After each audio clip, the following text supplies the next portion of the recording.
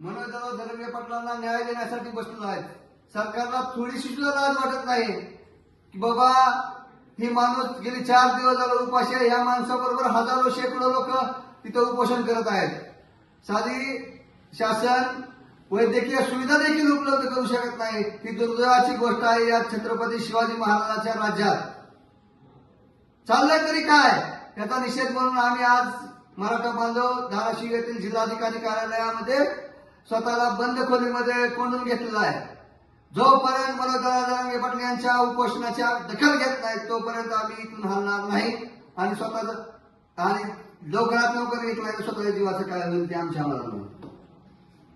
धनंजय पाटील गेल्या 1.5-2 वर्षापासून मराठा समाजाच्या न्याय व हक्कासाठी लढत आहे.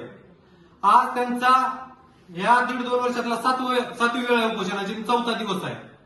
अनेक बांधव 119 बांधव तिथे उपोषण करत आहेत. आज आपल्या धाराशिव जिल्ह्यातल्या इटकूरच्या बांधवाची प्रकृती खालावलेल्या त्याला आयसीयू मध्ये ऍडमिट केले. त्याचे शरीर थंड पडले पूर्ण.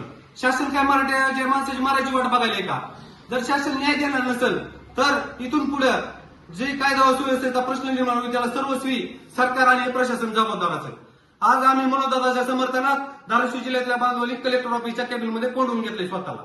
जर मनोजदादाच्या उपोषणाची दखल घेतली नाही तर आम्ही यातून बाहेर निघणार नाही याची दक्षता या शासनानं प्रशासनानं घ्यावी.